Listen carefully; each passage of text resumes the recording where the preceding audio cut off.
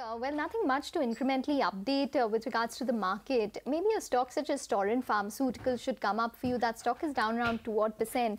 There is some concern which is re-emerging with regards to the Dahej facility, which received observations from the US FDA.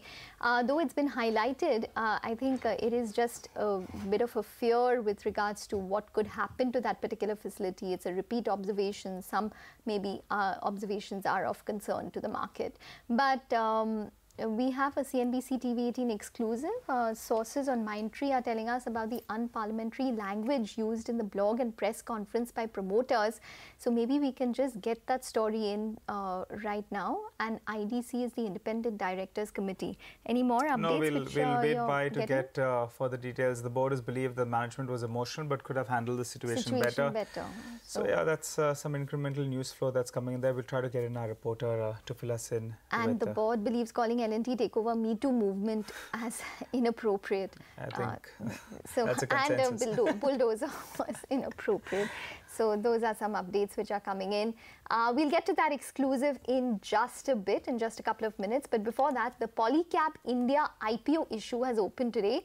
Earlier this week, we spoke to the management, Mr. Ramakrishnan Ramamurthy, who is the chief executive of the company, who says that 100 crores will be used for debt reduction and that their consolidated margins for wires and cables is around 12.7%.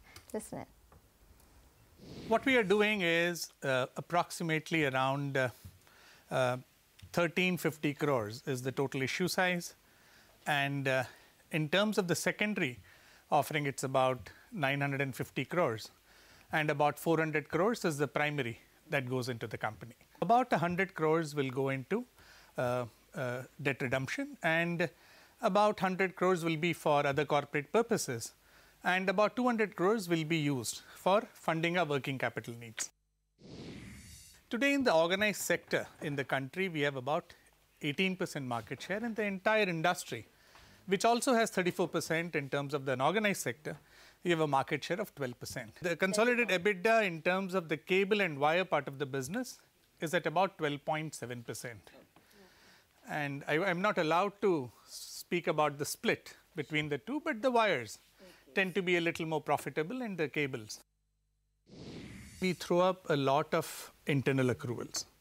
Our capex in the last 5 years has been approximately around 1,000 crores, with about 100 crore on the consumer side. So our capex plans, we plan to meet through internal accruals, while the money that comes into the company, we aim to use it for better efficiency in terms of our operations.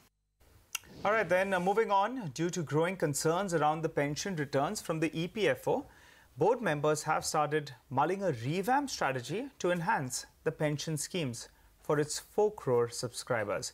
Yash Jain, he's been on top of this story. Yash, fill us in. What are you picking up now?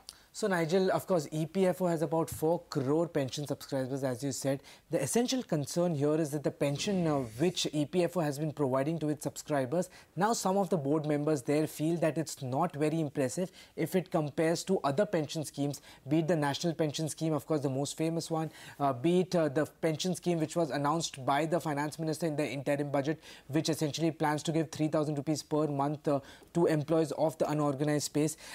Because of this concern, board members, some EPFO board members, I am given to understand, have essentially started suggesting steps in which a pension scheme, the returns through the scheme, can be enhanced for all those 4 crore subscribers. One very, very crucial step which could be recommended and suggested in the upcoming board meeting is to increase the contribution itself from the subscribers. So, just to make you understand how things function at this point of time, 12% of your basic wage is given by the employee as contribution towards EPFO, and 12% is given by the employer.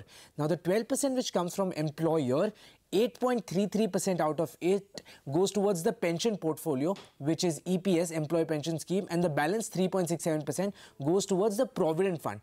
Now, what we're given to understand is that they plan to remove this bifurcation, 8.33 and 3.67, and contribute the entire 12% coming from the employer into EPS.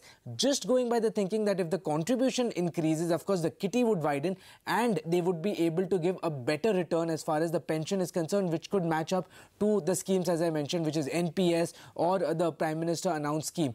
Apart from that, we are also given to understand that there could be some modulation which could be done to the entire formula through which pension is calculated, again, to increase the pension which is paid to its subscribers. So, of course, some very important and crucial changes as far as enhancing the pension portfolio is concerned. We'll have to wait for the upcoming board meeting in terms of what goes through in that. Okay, all right, Yash. Thanks very much for bringing us that update. Just want to point out that the Bank Nifty has now turned into the red at this point in time.